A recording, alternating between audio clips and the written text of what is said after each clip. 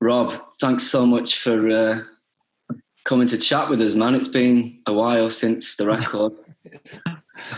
But No worries. No. It's great to see you. I mean, it's a weird time, so it's great to see you. And spoken to you on the phone, but not seen your faces. Yeah, no, sure. This is the first, since actually finishing the record, isn't it? So what was that? We recorded in October 2019 sometime, wasn't it? Oh God. That was some time ago, man. I suppose we start off by the first time that we actually met you then, Rob, and sort of got this going into what eventually made its way to be Fantasies. But remember quite fondly actually that at the time we were looking to, get another producer, a different producer that did Columbia. And we met up with a few producers, haven't we, Chas? Off the top of my head, it was Nick Sclavunas we met, and then from the Bad Seeds. Jim. Nick Sclavunas, Jim Sclavunas, sorry. There you go. And Bill Ryder Jones, was it that we met? We did, yeah. We spoke to a few people. Did you?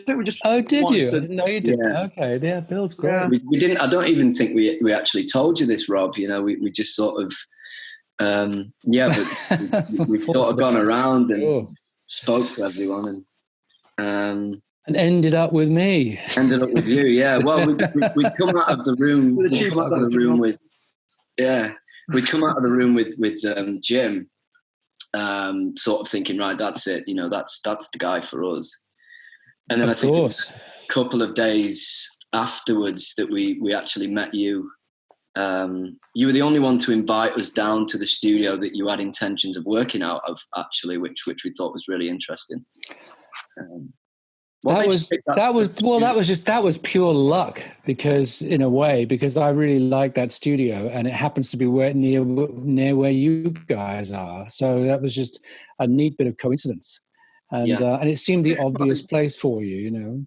It was quite a big deal, I think, for us that though. I think obviously Eve became sort of a perfect sort of home for the sort of album, but I think straight away sort of as in the record sleeve. I mean, the perfect home for you guys, actually. Well, that sleeve was shot in the room that we slept in whilst we were at Eve. That was they were beds in there. We gutted that out and moved in our own furniture. Oh wow, it's that room. I thought it was the downstairs room. No, that's the room we slept in. Yeah.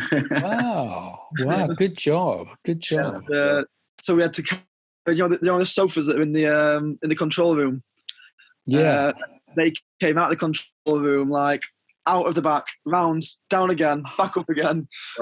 Just to give, like, a bit of context, like it is, it's just an old vicarage, isn't it? Eve Studios. So, it's tight hallways and like just a tiny little Victorian sort of.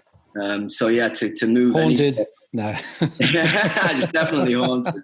Definitely haunted.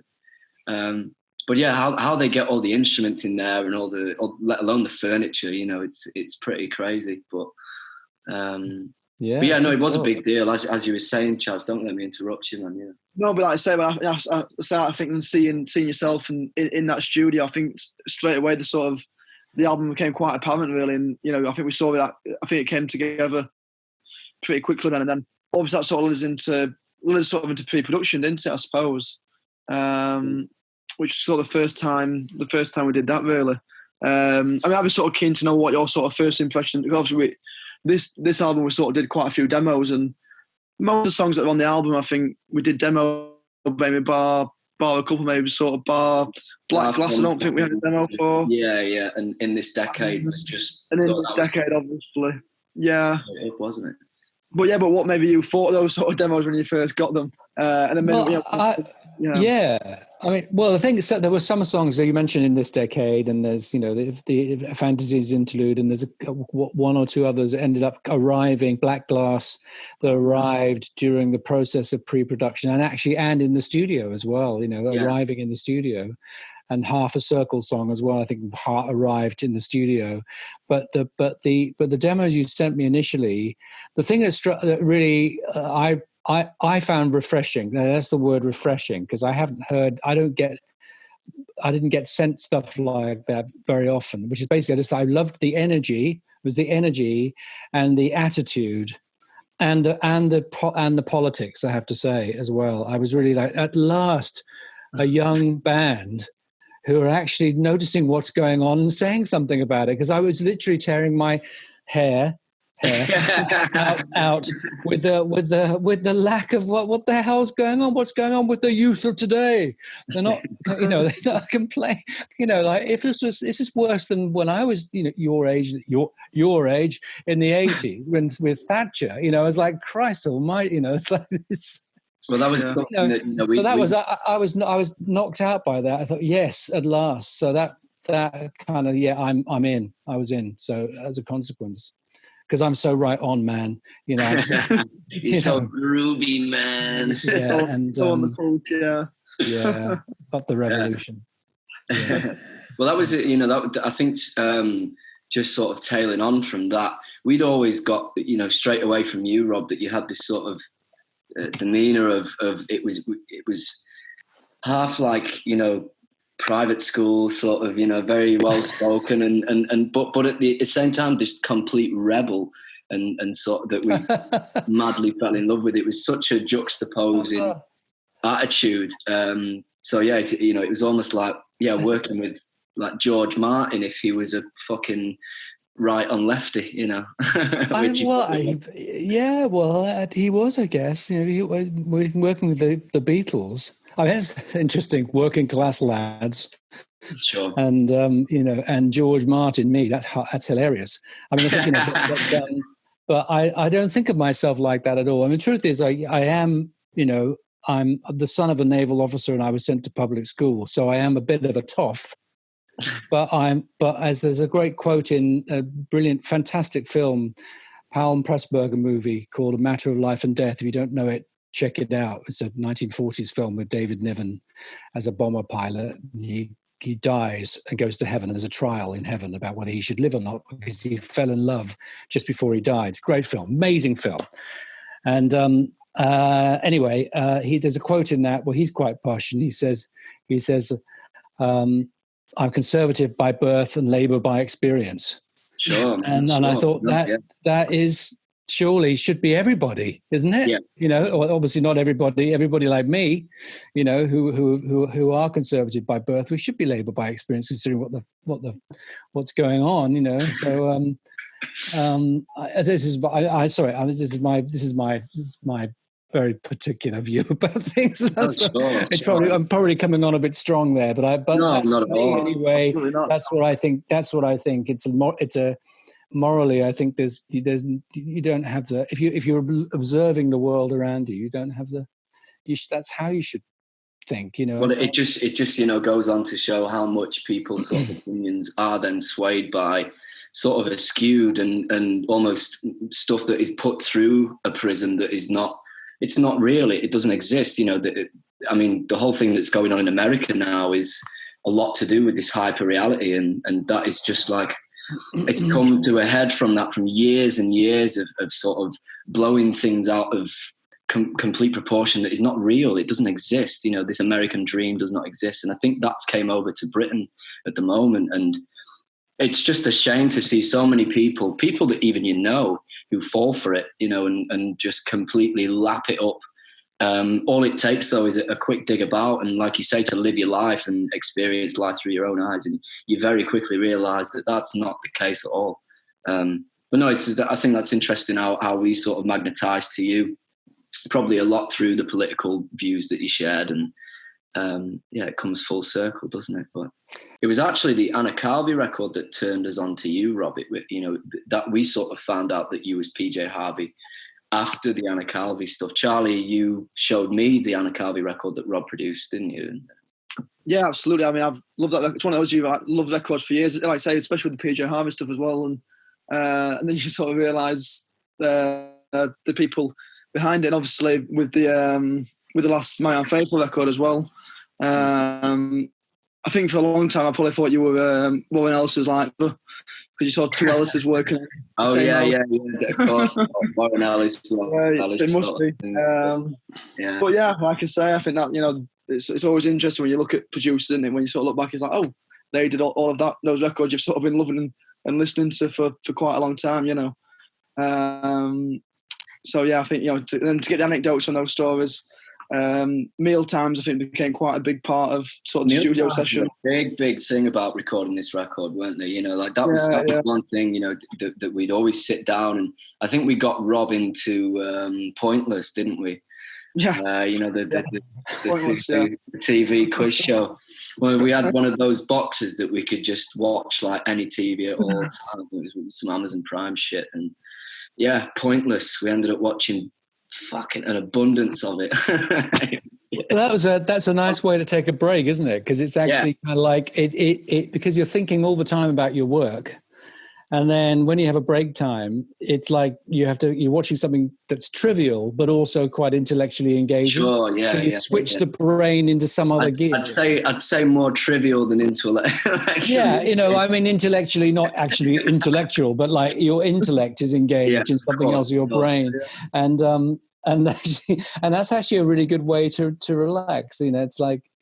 You know, so that you had the rule you had the rule of no music in the common areas, didn't you? Charlie had first day we got in, he's like, right, people stick BBC Six music on because that's what we do. We listen to it all the time. You know, it's just. I forgot about that. Yeah, I thought it was important. I think it's important to create a. When you're especially working in a residential like that, or you're working in a. It makes complete sense, but you know, we were just taken off guard by it. But sure, no, maybe I probably came across like some terrible old, you know, dictatorial. surprise! But anyway, I just think it's part of the creating the ambience, e.g., terrify the band before you start, and tell them, you know, dictate to them the way you think, you know, the way things should be. But actually, that's not the intention being that basically, if you create a space which is just about the work you're doing, and not about other people's music or anything like that. You know, we referenced some aspects of other music, but I think it was more important that once we were in that world, and we weren't being taken out. I mean, I hate that thing where you walk into a room and you're thinking about the work you're doing right now, and you walk into a room, it's imagine if it was pictorial or you know, something like that. If you were working on a painting, and then you're thinking about that painting, and then someone else comes along and just basically paints another painting all over the one you're just doing. Sure. You know, it's like, you know, it's like, so anyway. Maybe it's important to just sort of explain like what working on a record is like. You know, it's not like dip in and out. It is 12, 14-hour days where you are completely blinkered and you're in this, you know, you exist inside of whatever it is that is going on. And it's so difficult to think of anything else at the time. It's exhausting. It's absolutely draining, but it's because you're just constantly focused and constantly working. And I think, you know, it's quite important to sort of try and describe what that feels like, you know, and it does make you like, we didn't really drink a hell of a lot in the studio, not because we didn't want to, but we were just too fucking tired. You know, we'd sit down and have a bottle of wine at evening meal maybe, and then get back to work an hour later. And then by the end of the evening, you know, we'd flick an episode of Twin Peaks on, and then we'd all drop off to sleep. You know, it was absolutely exhausting. And so once you're in that, it's so difficult to do it or think about anything else, as you say. So. Well, exactly. It was a 3-week period, wasn't it? We did like, I think we did like 4 days pre-production, like about within a month before us starting. Sure. Yeah. Maybe was it 4 days in rehearsal? Yeah, it was 2 sets of 2 days, wasn't it? Yeah, well, we figured out some of the songs and in advance, but it was 3 5-day. Well, 2 5-day sessions and 1 6-day, I believe. That's how it ended up in the end. Yeah. So a 15-day period. Which is not an awful lot of time to make a record. I mean, you know, it's... No, absolutely not. No, I mean, that's kind of bare minimum, really. Yeah. I mean, in a way, unless, you know, I mean, so you do it. You do have to, they are intense days because you haven't got long. They're intense days. And I think absolutely we did. I mean, it's amazing. Always amazes me how often you kind of think, oh, that's not quite enough time, but you think you give yourself just enough time, and it always just works out to be. Well, here's the just thing. Right. Here's quite the thing. interesting. So we had a big whiteboard in the control room, didn't we? And we wrote all the names of the songs, and then you did a grid, and you filled in what we needed to do. Drums, bass, percussion, guitar, etc., etc. And, I remember you, Charlie, asking, are we going to have enough time here? And Rob was like, it's fine. It's fine. There's so much time. It's fine. It got to about 2 days before we ended.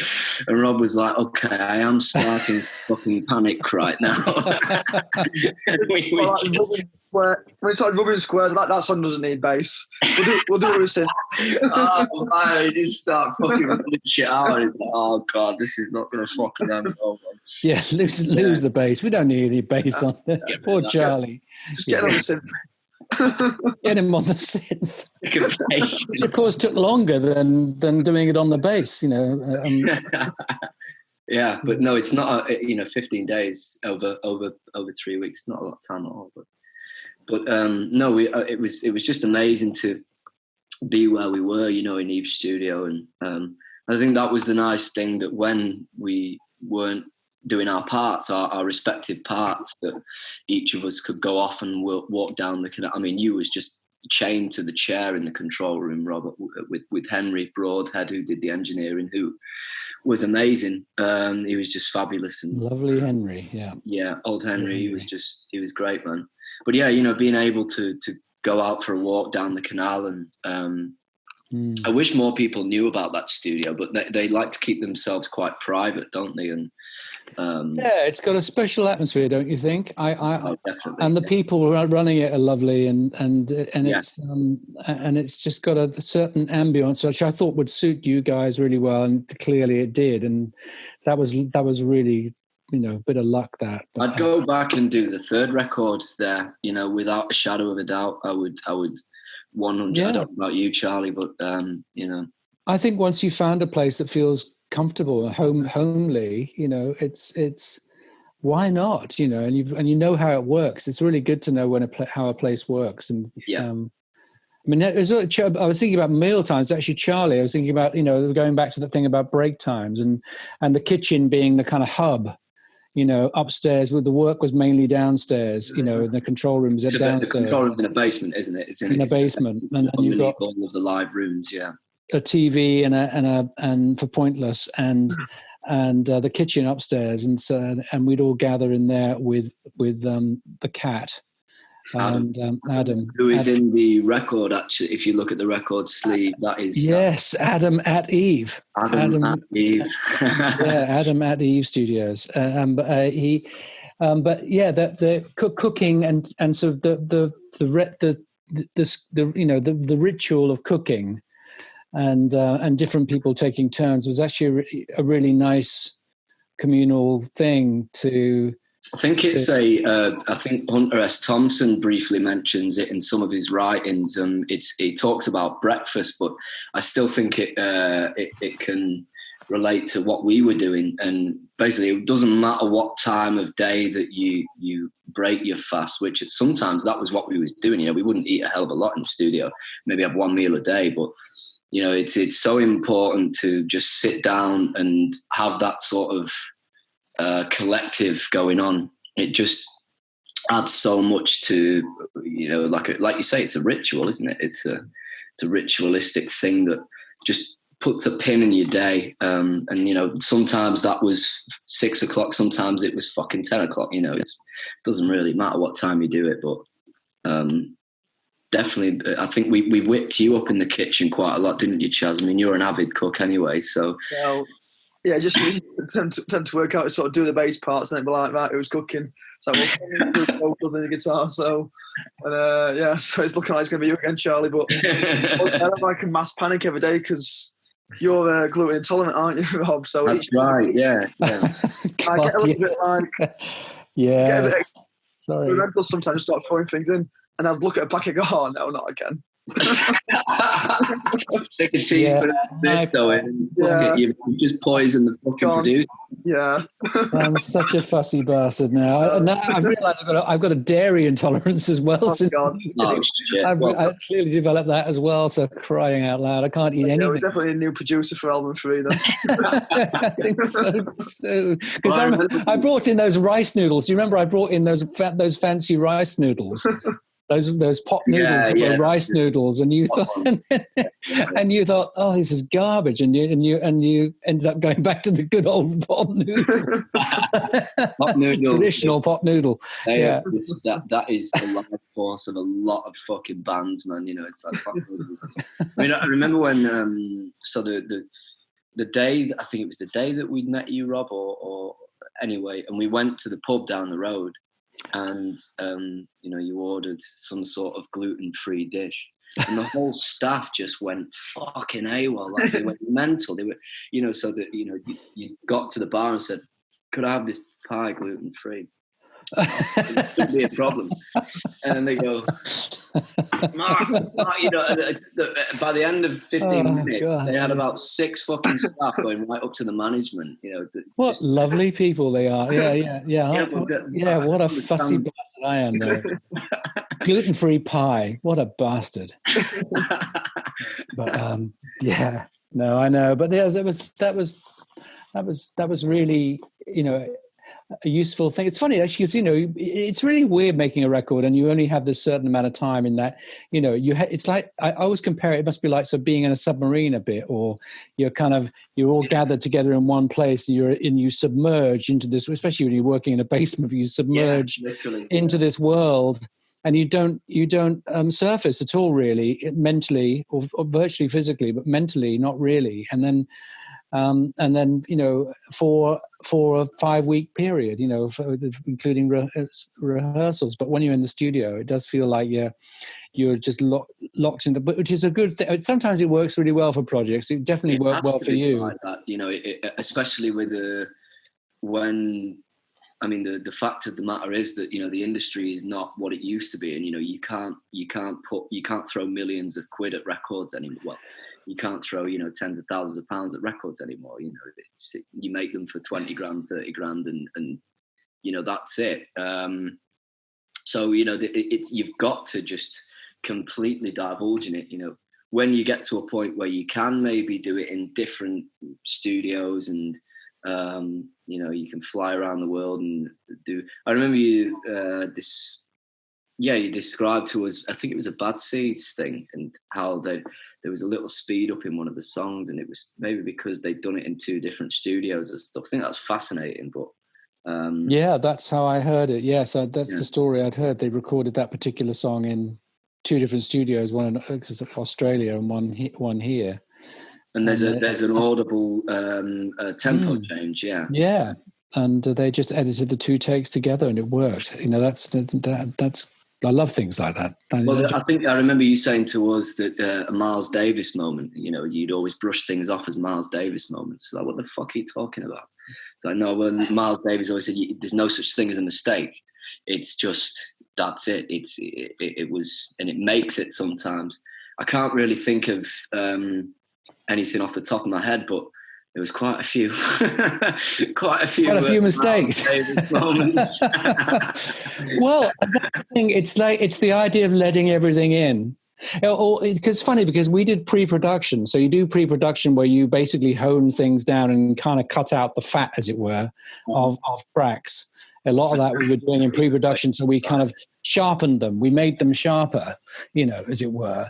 But then in the studio, once you've got the framework sharper, you can then start adding. You can actually allow more stuff in, you know. So, including the mistakes, you know, and so, you know, and then, you know, happy accidents like, you know, for instance, someone overhears someone playing a song that they've just written, or a piano part they're playing, or, you know, that kind of thing. Then you can say, hey, what's that? You know, bring that in, or I mean, that was how In This Decade made it on the record, wasn't it? We had it was the first round of pre-production, and I remember we were taking a quick break, and I said to Matt, I was like, you know, I've got this tune that I wrote the other night. I really like it. What do you think? everyone was just doing their own thing and reading the paper and stuff. And you came over and said, "What the fuck is that?" I said, "Well, it's just a song." I said, "Well, that changes everything. That's got to go on the record." And I had no idea, but I think it's wonderful how if I hadn't have played that song then, I probably would have never brought it to the studio because I didn't think it was suitable, No, exact sort of thing. Like I love that thing where stuff just happens out of the ether like that. Yeah. And it almost, I think, the more opportunities I think that's what a lot of even songwriting is about, and not just making songs, but the more opportunities you give for yourself, and the more chances you get. I think there was a Springsteen thing where he says, you try and write a song as much as possible, and sometimes you get lucky, and that's sort of what songwriting's all about. You just try and try and try, and eventually. Yeah, I don't know who said it. I thought I used to think it was Stravinsky who said this, but I think it's maybe a lot of people. He said you practice to be inspired. Yeah, sure.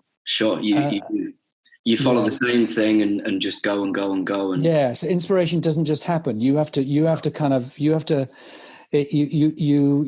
oil the cogs of inspiration, and then you can write a pile of pony for ages and ages and ages, and then because you've been writing that load of shit, because of the shit, the good thing comes along, and definitely. Not that you've no, you want to see some. We did 11 songs, and one of them was 11 was shit, and the 12th turned out okay. that's probably album 2 there. They have full. That's probably album 2. To get.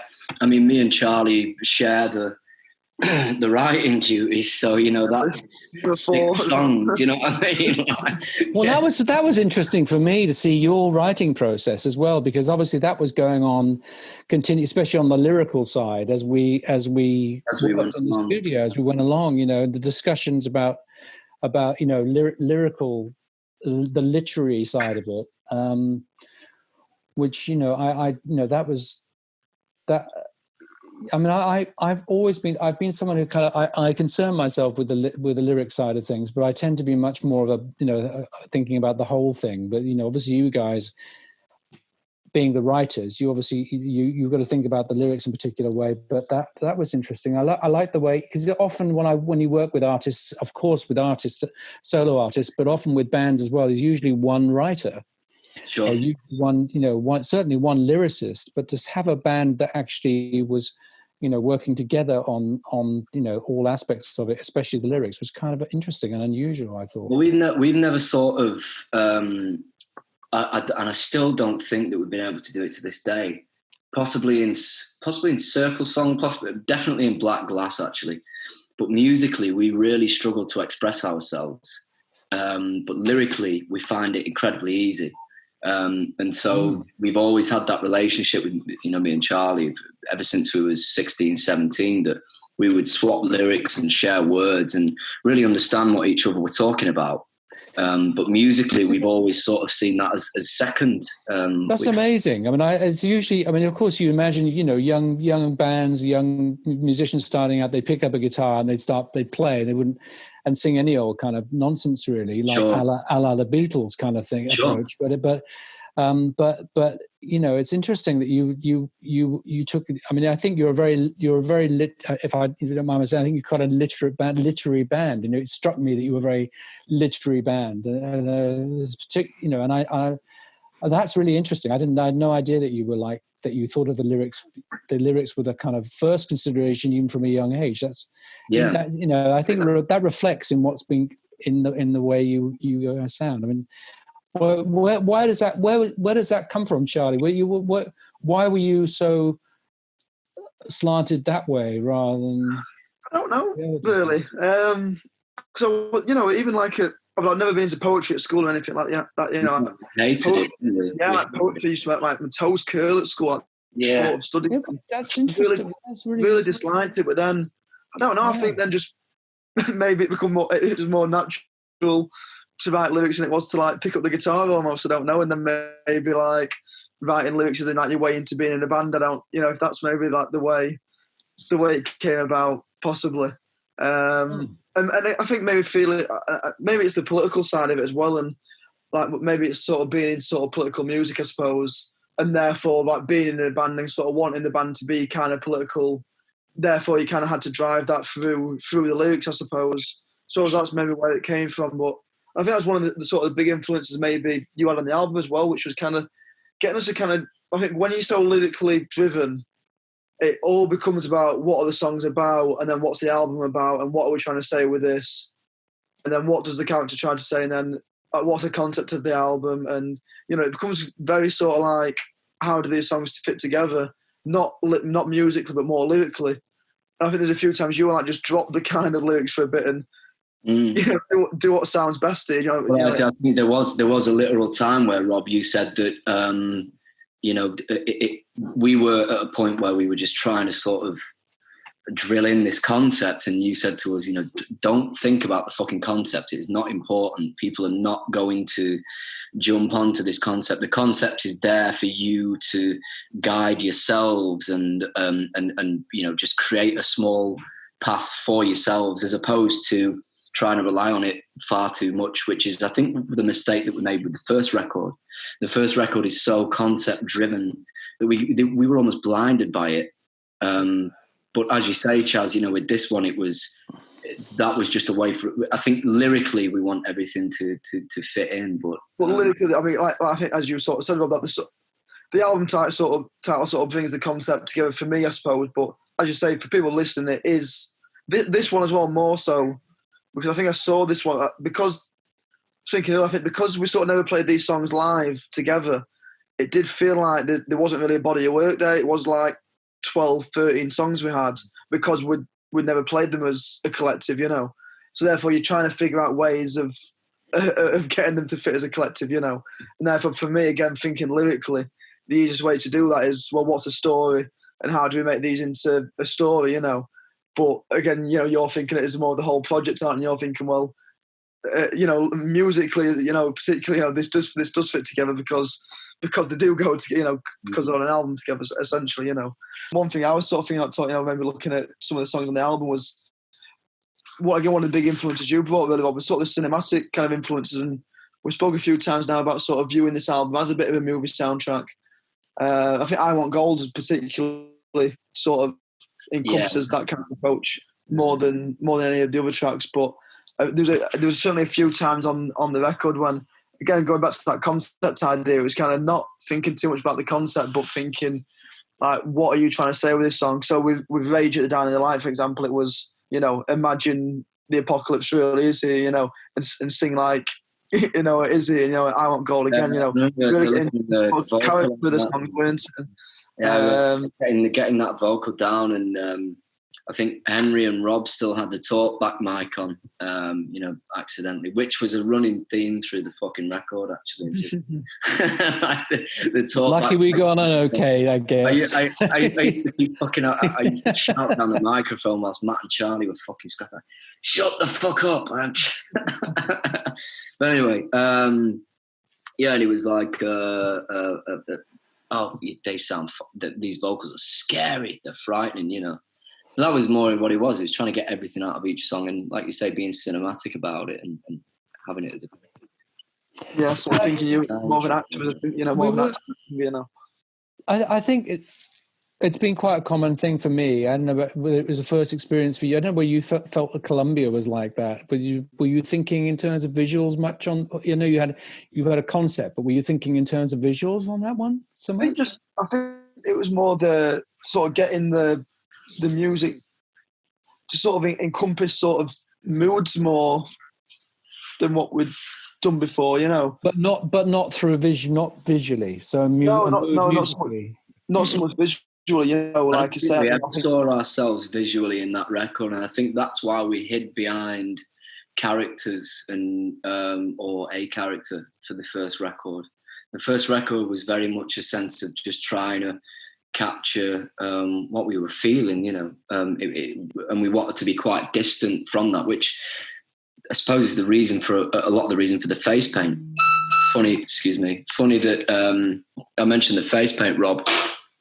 one of your big things is Peter Gabriel now. That was sort of, you clicked onto us through that. But it was more, like Charlie says, it was definitely a mood thing and not really a well, because before the album, before the album, we sat down, didn't we? We sort of went through the songs again because we were trying to figure out the sort of common theme, because me and Tom had sort of done, sort of half of each. Just like, well, how do these songs fit together? And again, it was trying to figure out the sort of the sort of thing. The main things that came out were the sort of moods behind the album. There was feelings of sort of anger or isolation or frustration in the world or like mental health, whatever that may be. And I think then it was a case of winning, trying to get each song to what again sort of go back to those conversations. What is this song trying to say? And if it's coming from a place of anger, then the song should sound angry, and like Lunatic with a Loaded Gun, for example, that had to sound like an angry man singing it, I think, trying to get that across. And with the sort of collage towards the end, with which I think you worked on, Rob, more than us actually, when we took that collage of the breathing and the the muttering over the Lunatic with a Loaded Gun again and again and again. That was something that you had a big influence on, Rob. I mean, what's your thoughts on it all? Well, I think it's a case. It's basically it's whatever you can use to get the performance, isn't it? That's the thing. Yeah. So you can use a visual thing, a visual cue, and say, can you imagine yourself in a sweaty nightclub? Can you imagine yourself, on the coast on a beautiful evening? Or can you imagine? And then we were a bit more blatant about it at times. It's like, can we imagine ourselves in a David Lynch film, or can we imagine ourselves in Harry Potter? I think the Harry Potter coming up. You had the fantasies thing, and well, I just thought, I wasn't thinking Harry Potter, but it was just clearly an age thing. And you thought you were thinking Harry Potter, and I was probably thinking David Lean or something like that. Lawrence of Arabia or something. No, it's a funny thing, isn't it, man? We took the Fantasies interlude and had that piano riff and had Charlie's words with it, which I added a poem too. And then, we all sat back and sort of thought, yeah, it's good, but it needs some Harry Potter shit, man. It needs some real... And then you went away that evening. Am I right in saying, Rob, that you just did that on your laptop, all the synth and all the... Yes. It's fabulous. It's absolutely fabulous. But it's how it's that stuff, it really helps. I mean, it's not just the obvious things like the Fantasies interlude and I Want Gold. It's Lunatic. It's every single one potentially has. You can't avoid hearing references in your head. I mean, so your references are different to mine. And so I'm hearing David Lean and you're hearing Harry Potter. But the point is, ultimately, it doesn't matter because we end up at the same result. Sure. So, but maybe with a slightly different, route. And that interesting route is what ends up making it sound the way it does. But it's the same with all the tracks. That's we all bring our route in and end up with the same results. And is that not art in general? Really, is that I think probably the reason why we, Charlie, go to a lot of our heroes and a lot of our idols, influences and source material, is because we want to know why they got where they were from that. And so we try and do the same thing. And that's what, that's all it is. You might have very different, like you say, you might have very different reference points of pieces of familiarity that your brain puts you in, but you still get to that same mood and that same feeling at the end of the day, and that's what it's all about, really. But yeah, it's fascinating. Yeah, it's always more interesting to sort of find out the inspiration behind a song, than really what got the song there. I think especially when you're trying to learn from somebody. Which is all you do, really. You just learn and take, and you're a sponge. That's just what you should be, isn't it? Yeah. That's the thing, isn't it? You bring all this stuff in, you soak it all up, and then you spew it out in hopefully a new form, which is your own, best you can. But we are a product of what we've grown up with in a way, and what we enjoy.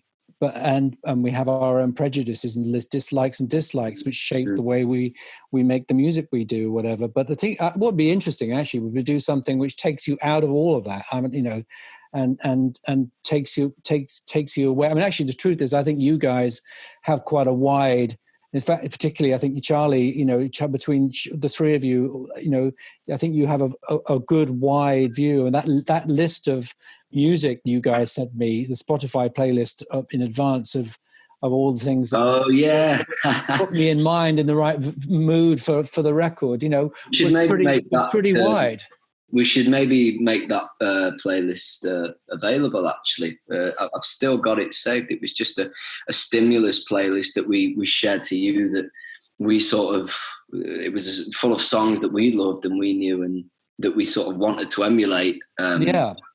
Yeah. I listened to it on my drive up to Manchester. That whole drive up, I listened to it on the way up. Really enjoyed it. And well, I live right down in the south of England, so Devon, isn't it? It was a 5 down on the coast, right by the sea here. And you're lucky.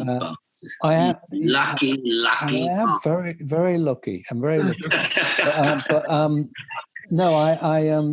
Anyway. So it was a 5-hour drive plus more, actually. Anyway, and so it was good to. I think it was about a 5-hour long playlist. You guys, yeah, it was pretty much that. Actually, so that was it. Perfect. There were only 2 or 3, maybe 2 things on it I didn't go for. I didn't enjoy listening. And the thing is, as I was listening, of course, I couldn't check what I was listening to. So I was just hearing the music and thinking, oh, that's great. Or what's that? Or what? That's fantastic. And then, bloody hell, this is awful. What's that? And then I really don't think we should be going down that route. And, well, there was a big thing about Lennon's record, Plastic Ono Band, wasn't it? Oh, that was a revelation, actually. Yeah, it showed you the record, and that was, so you'd heard it before, obviously, but not in its entirety, and not. No, I hadn't. Thank you for that. I hadn't. I'd only heard certain tracks. I mean, Working Class Hero, of course, is a very famous track. I've been working with Marianne Faithfull. She famously has done that. I've played that song many times with her, and. But I'd not heard that album before. I couldn't believe it. I mean, how on earth did I manage to avoid that Plastic Ono Band record? It's just fabulous. It's just. I think it's an example of someone who is. Well, it's more than whatever it is, because you got to understand that Lennon was so pressured to not be himself and not, he had to pander towards this Beatles idea, and everything he was doing, he was just creating this sort of escapist thing.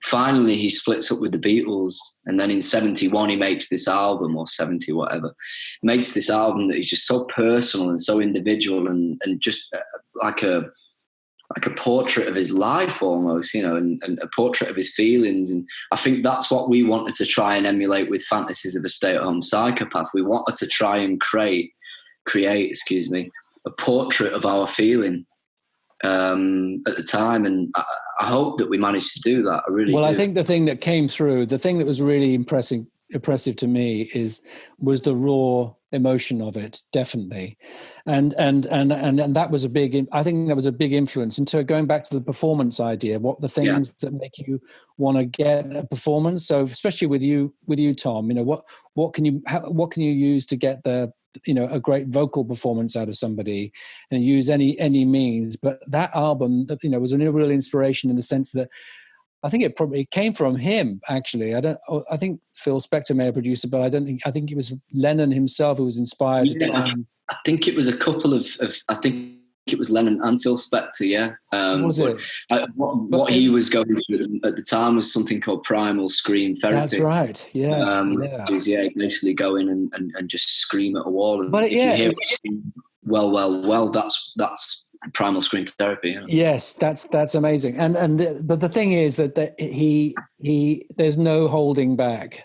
It's raw. It's really raw, and that was really inspiring to say, right, where appropriate in your case, let's get it raw. Let's try and make it, revealing emotionally. It was really inspiring. And interesting that whenever we knew that you wanted us to do something, you were serious about it. You'd sort of say, pretend you're Marquis Smith, darling. And it'd be pretend you're John Lennon, darling. And suddenly that would just trigger it and be like, all right, I'm going to fucking do this like I'm Nick Cave, or I'm going to do this like I'm Marquis Smith. And suddenly that would get us to the correct destination. It was a funny way of doing it, but it still get us there, Yeah. It's I think there are more bands than you care to know about that use. Obviously, everyone wears their influences and their loves of music loves on their sleeve a little bit and bring it in, and some do it much more than others. But it's not something you should be. Otherwise you don't want to end up being pale copies of your heroes kind of thing. But and that would be my only fear. Inspired by them. You're inspired by them. If you could listen to our records and sort of hear our record collections, that would be my only fear, which is why maybe the lockdown has sort of, you've been able to treat it a different way, and you just want to create something that's from the soul and from the heart, and I mean, that's probably had a lot to do with like the psilocybin mushrooms that I've been knocking about with. But you just want to create something that really represents you. And I think Fantasies was a big, big step in doing that. I look back on this record and not only the record in itself, but making the record, I've got such fond memories of it. And we always discuss this, don't we, Chaz? It's like, there's nothing bad that we can actually bring up about it. I mean, what do you feel like that, Charlie? I've only got sort of pleasant memories of doing the album. It wasn't, like I say, some of the songs came from, relatively sort of dark places or, bleak places, as music always does. But that's your recording process, because being in a studio for me especially is kind of like a stressful, not really like what we're used to, still very much like a live band kind of thing. And, the sort of studio can be quite an intimidating place I can find, but this album, not at all really. Like I say, I find it liberating really, and I found these songs quite liberating and, to write and record, and that's the entire sort of recording process sort of really enjoyable. And like I say, a lot of that was to do with yourself, Rob, and the studio as well. I think doing it where we did it and just creating that environment where it felt very natural, and the songs kind of seemed to sort of breathe the way they needed to breathe, really. I think when a session goes well, it's because every element in it works well, basically. Yeah. You guys were completely on the page the whole time. You're really, really focused on what you were doing, and that helps. If you're working, it's really difficult. Obviously, that you don't have a situation where an artist is where they're distracted. Then it's really difficult. But you guys are completely focused on it and really up for it the whole time. It was a real pleasure to work with, because it was just like, that we were. It felt like we were on the same page a lot. And I think the interesting thing, going back to the previous issue about bringing other music to the table, I think with a band like you, I think people would be really surprised about the kind of things we were bringing in. We were discussing jazz, discussing classical music, bringing that in. You wouldn't imagine that for an indie rock band. That kind of bringing those at this stage in their work into that, bringing that in. But it may not be obvious and apparent on the record, but it is all in there, all that stuff. And it's actually in a couple of cases it is obvious and apparent, but it's all, it's not just the obvious songs. It's like, again, going back to the practicing to be inspired, because there are the songs that, the songs like Fantasies and In This Decade and I Want Gold, because we got there because of the process. And the process also affected the other songs too. Maybe not so obviously, but it's not particularly obvious that those influences are in that record, in those songs. But without having those conversations, we would have never ever got to those destinations. Exactly that. And that was all part of being in the studio together and having the opportunity to be in that world, in our world that we created in that studio and it allowed this stuff to come in, and everyone was in tune to it. It was fucking great, man. One of the sort of new influences I thought was maybe sort of like the sort of Kraftwerk influence. The Kraftwerk stuff, yeah. On a couple of songs, I thought 40 Days, I think, was quite Kraftwerk inspired in the way we ended up constructing that song and sort of taking it away from being a kind of thrashy kind of punk song and sort of constructing it like getting that sort of really strict beat. Well, we'd had a lot of demos that were knocking about that were 6/8, which is the and Rob was saying, you need more fucking 4/4 on this, man. The thing is, it's that's interesting. Well, the thing is, I think, it's nice coming at it because everything is too obvious to be a sort of thrashy band. That's great as well. But sometimes it's actually really difficult to record well. Yeah, exactly that. And that would have the way that we did record it solidified it and it justified its position on the record. But if it had been any other way, we'd have had to knock it off the record. The same with, I think, From Nothing to Abundance, wasn't it? I think From Nothing in that pre-production was, again, sort of 680 kind of. I think From Nothing to Abundance ended up all over the place, man. It was a bit like I Want Gold ended up. They sort of like swapped. Like I Want Gold was very sort of thrashy kind of stewed with when it first started.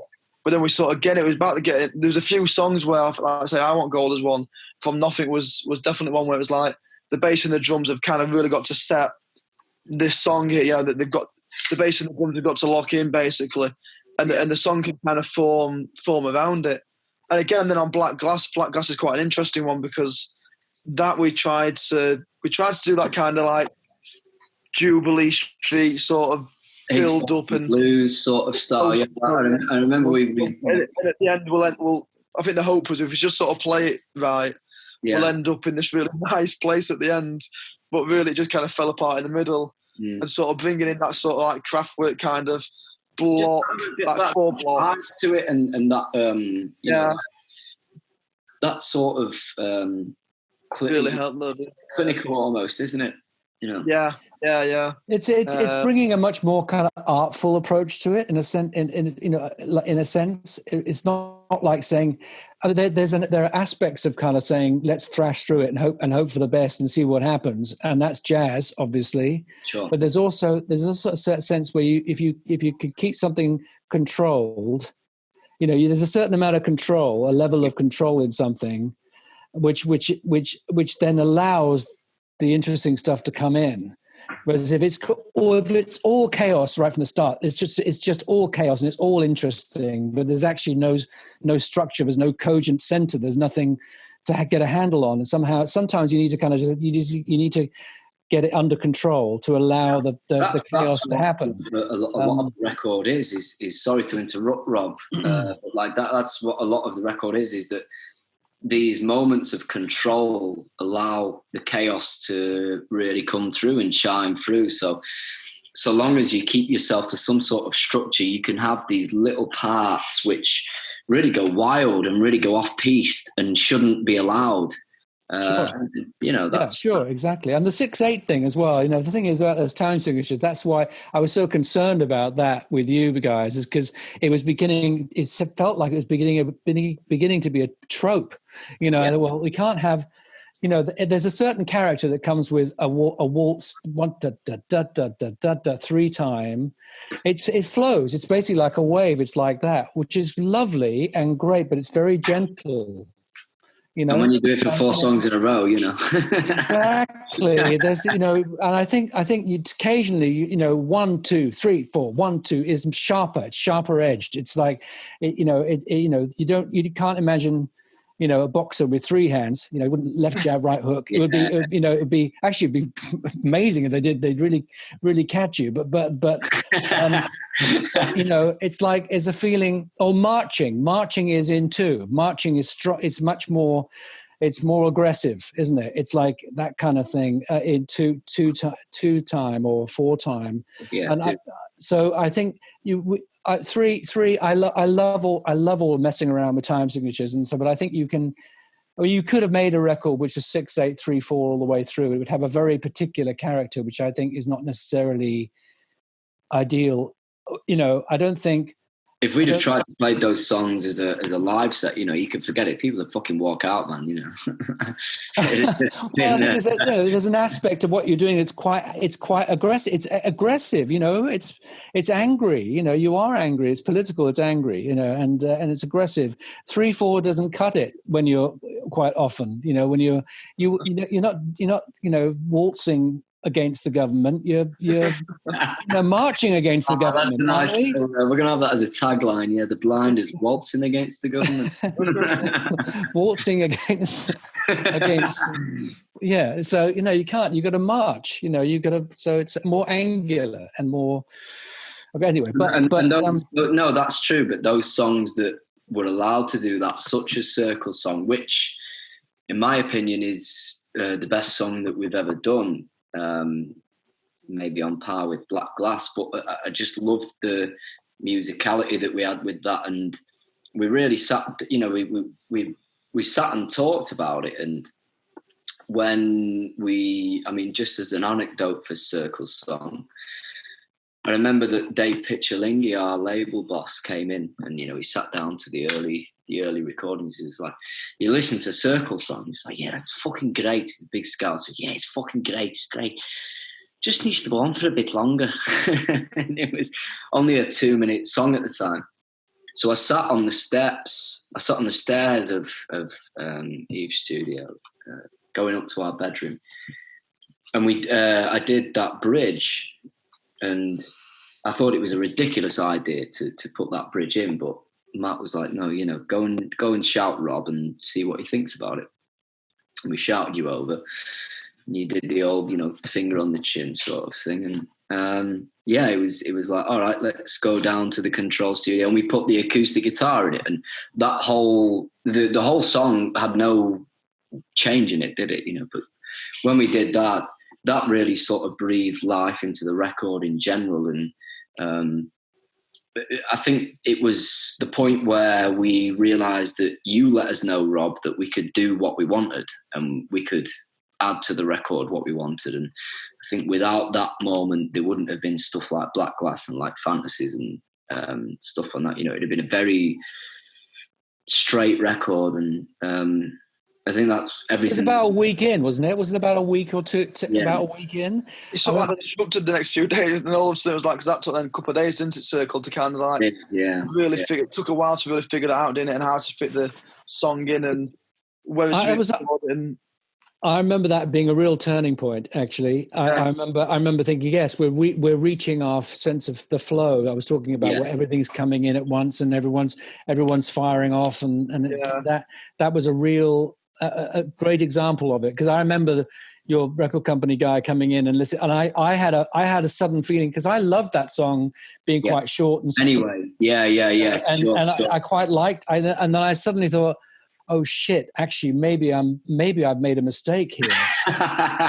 And when he said, not that I would ever listen to people like that, but he in a sense, but I would. No, I understand what you mean. I would never take any notice if I think, I think we're doing the right thing. Sorry, I think you're wrong. I'd say so. But in his case, I thought, when he said that, it flagged. I suddenly thought, oh my God, I think I'm wrong. And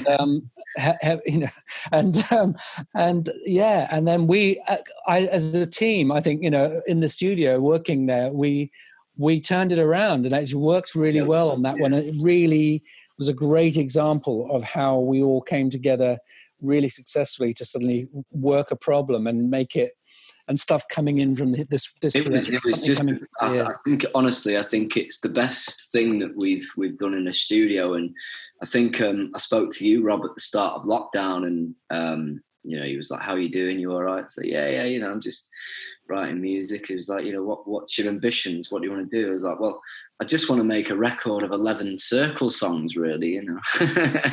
Well, the thing is, what characterizes that is it was very liberating. It felt there was a great deal of, you know, we can bring anything to this. And as I say, that was quite early on. And then, as you said earlier, Tom, just then, you know, that idea ran through a lot of the other songs as well as we did the following 10 days, you know, 10, 11 days. It carried on through the rest of the record. That liberating, we can do what the hell we can take these anywhere we want. And we felt it was really, you know, you're not restricted to say you're stuck with what you rehearse in the studio in pre-production. You're not stuck to how we do these live. We're not stuck to how we're going to do these live after we finish the album. It's much more, you're aware of that stuff, but you know, you're creating something and you have to be free to do so. You know? And I think it was because Circle Song was so removed, Chaz, wouldn't you agree, from what we would normally do, you know.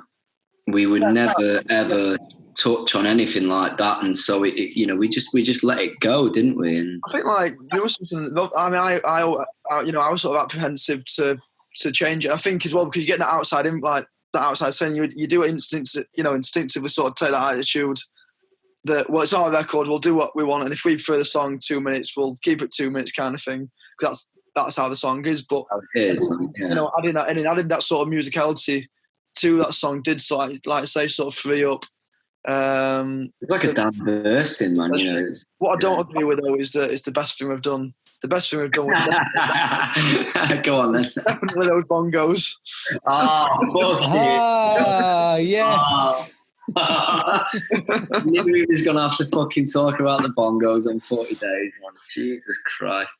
The highlight of the session, the highlight of the album.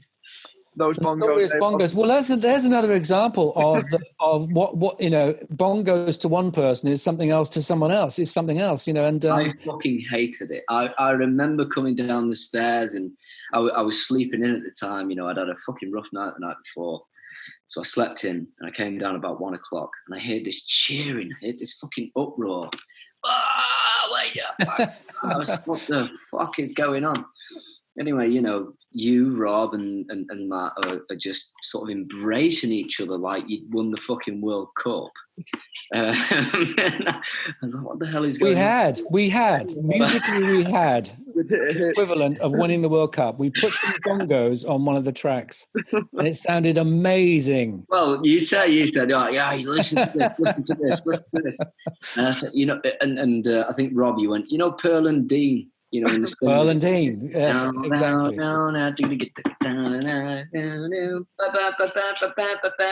Which is a fucking great tune. So I was buzzing. I was like, okay, yeah. And then I realised you put them on 40 days, and I just says, I was like, oh my goodness, that is just gimmicky all over. I hated it. And then it took me a couple of days to process, and I can happily say that now, from a retrospective point of view, and every time I listen to this record, it is my favourite fucking part of the record. Those bongos, man, are just fucking amazing. Vindicated. No, the thing is, that's another good example of bringing stuff in and not being afraid. To use it. You know, you always used to say to us, you were like, you know, be like the Beatles, darling. Be like the fucking Beatles. You know, don't give a fuck.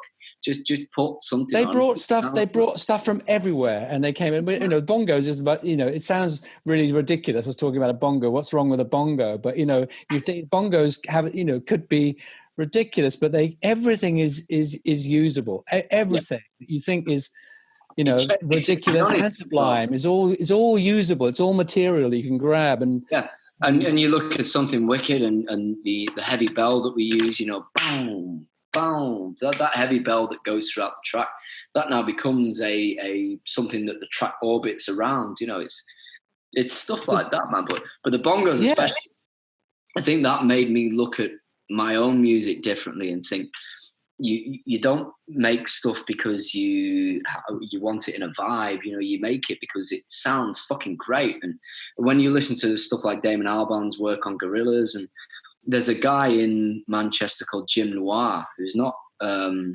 really been appreciated for a long time. But about 10 years ago, Jim and Y made this song called My Patch. You should check it out. It's incredible. And it's only when you really make a record that you realize what instruments are being used on stuff, and then you can't switch off. You know, like you can't listen to a record without picking out individual parts and stuff. And he uses just a violin with no bow, and he just bum ba bum ba bum ba bum, and it's just fucking great, man.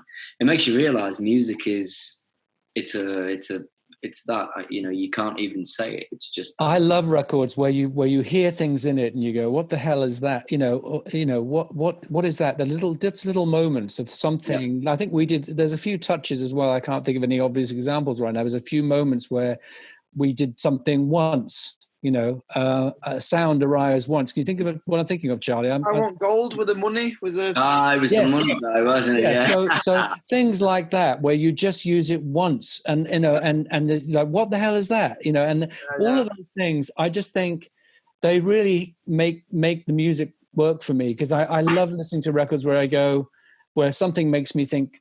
You know, what the fuck is that, man? What is it? And it makes your ears prick up, literally. And I love things that just unfeasible, like they don't belong. Shouldn't work. They shouldn't work. Like the bongos. Well, you know, why are the bongos there? You know, that describes the whole of the Beatles' career, I suppose. You know, well, the thing is, again, the Beatles was used as an example. The Beatles are slagged off a lot by a lot of people, but you know, the thing is that what the Beatles were and were amazing, and considering they were the first people to do it, basically, is how open-minded they were to bringing in everything they could think of and bring. And that there's no. Probably had a lot to do with the LSD, but you know, no, not really. Not they had the LSD couldn't make. You know, the music arrive. It may have. They still had to be around the influences to bring them in. Sure. You know, and they brought it all in. You know, everything from avant-garde, classical to jazz to Indian music to everything. It's all in there. To old music hall and they didn't say no, we aren't having that to any of it. They said, yeah, we'll have that. We'll use that. We'll use it. And I think that is really important as a band. If you ever work with a producer, is to when they have. You know, if you trust them, you have trusted them with your record. You've put your faith in them. So when they suggest something, if that doesn't necessarily align with what you think it should be, then just go against that and let them do their thing, because they have a sort of idea of what your stuff should be. You know, way above yourself, man. It's quite difficult to explain, but you should just let it roll and let it vibe. You know, that's quite important for us, isn't it? You know, and especially when again going back to the very start, looking for a producer. You know, I think that was obviously important for us, because you know some people will just press play, won't they? If you ask them to, essentially, or press record. So if you ask them to. But, you know, I think, again, it's very difficult as a three-piece when you are just in a room, especially the way we write, which is just. It has been in the past, just you're in a rehearsal room and you sort of just write a song as a three-piece band, so it's very difficult when you've played them for so long to have that like disattachment from them, you know. And it's a trust thing, isn't it? Yeah, absolutely. Yeah, you know, like I said, we all sort of said there's no point, you know, working with someone like you, Rob, if you're not going to basically if you're going to ignore them at every step. Yeah, exactly. But there's no point in working with someone if you don't allow them to put their own spin on it, you know. Yeah. Well, again, we've actually come full circle to the topic at the start of the conversation, which is what is the role of a producer and why would you have one? And the thing is, a lot of producers, there are producers, a producer being a very wide gamut, from literally someone who presses record, and they're really good at doing that. I work with producers who just press record and they're brilliant at it. And then there are those who don't have any technical ability whatsoever, and do things like write string arrangements and do stuff like that, and stuff. And I tend to be somewhere over here in what I do. I have no technical ability whatsoever, but a lot of bands wouldn't want this. They'd only want that, you know.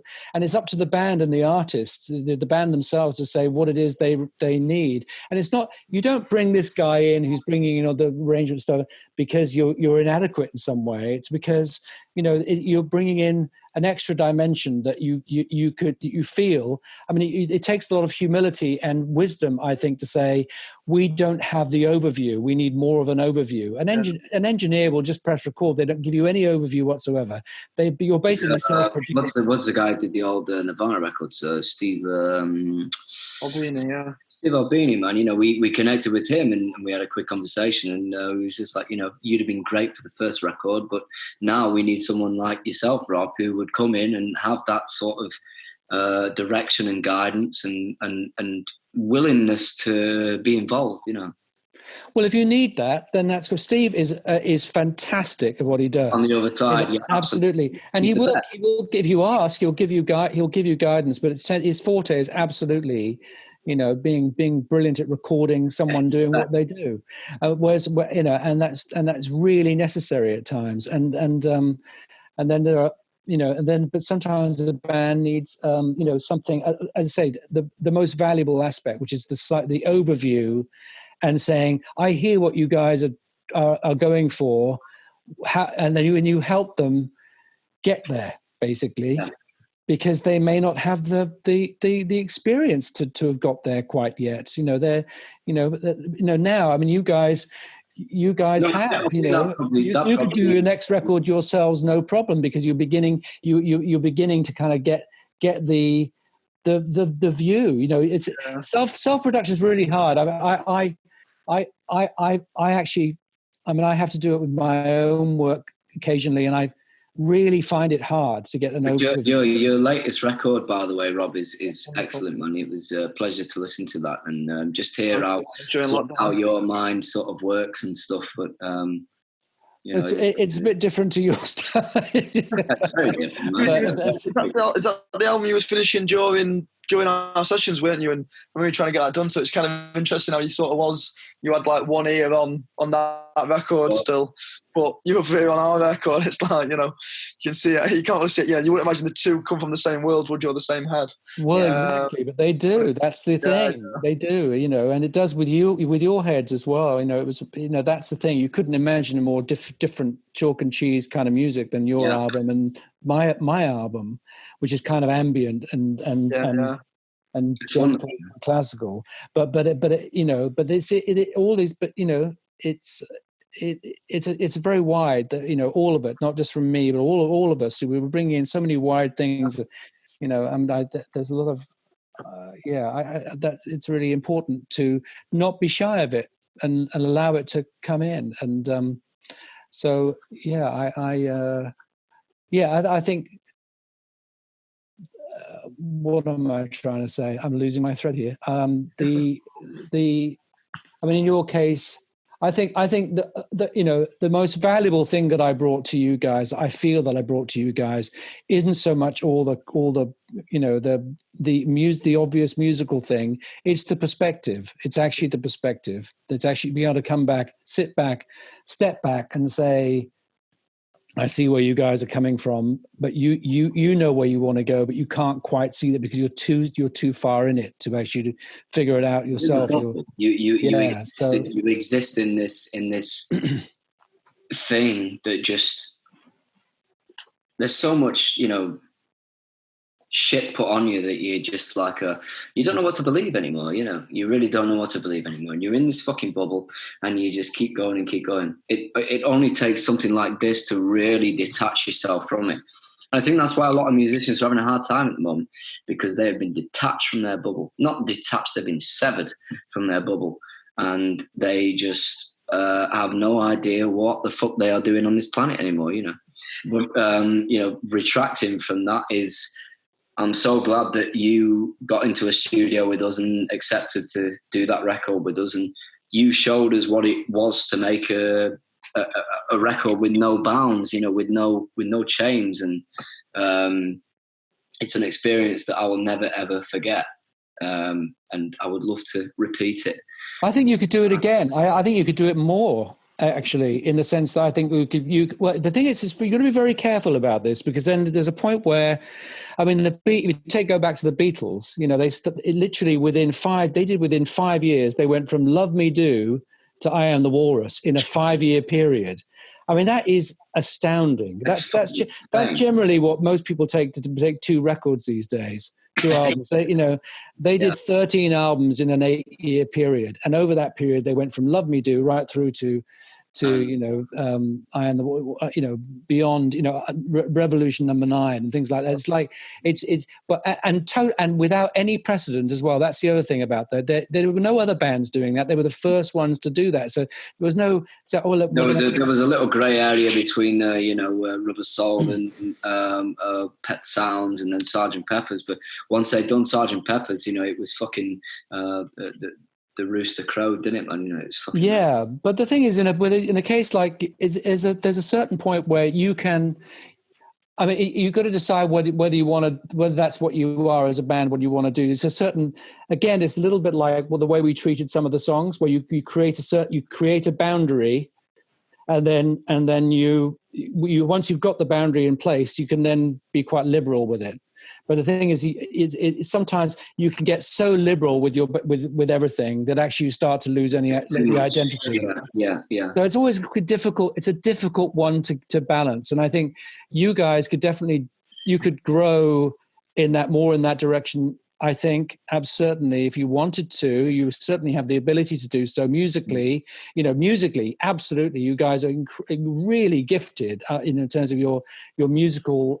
How you play and the way you perform and your ability to master various instruments and so on. That's really, really, it was a joy to work with. So there was no question of saying, oh, we need this, we need that. You guys could do it. You could pull it out the hat, no problem. And you could do more of that. And I think maybe I think you should. Why not allow that to blossom a bit more? But also, it's balancing that, and you may like the Beatles did as well. So after Sgt. Pepper, they felt the need to kind of rein it in a bit, but let's not use these other things as a No, sure. I mean, I think at the moment there are many things that are beyond our control, be it relating to the coronavirus and being due to personal things. But what we want to do as people is continue to make music and continue to try and express ourselves in the hope that someone will relate and feel the way that we feel. Now, whether that is a lyrical thing at the moment is, it's without question, but I would love to musically be on top of whatever it is that we're trying to be on top of, So this is it's just nice to go back and reflect and look at Fantasies in retrospective and think, fucking hell, what an amazing time we had with that, and what a great fucking album that we made. Because I do believe that, I look on this album and I think, fuck, that is a fantastic piece of work, and I stare at it at night almost, metaphorically, and you should be really proud of it. I think it's a really great record. I really, it's a stonking record, definitely, and I think we had a lot of fun as well. I mean, I had an enormous amount of fun making this record too. I mean, we can take it very seriously and get all stewed about this stuff, but the truth is, it was a lot of fun too, and it was a lot of joy in there. Yeah, and there was. It's tough right now with everything. The depressing record as it is, there's a lot of fucking joy in there. Yeah, it's dark in places. It's really dark, but it was really joyful to make. Yeah, it really was. Yeah. No, well, should we leave that there then? We'll leave it there, shall we? Place to end it.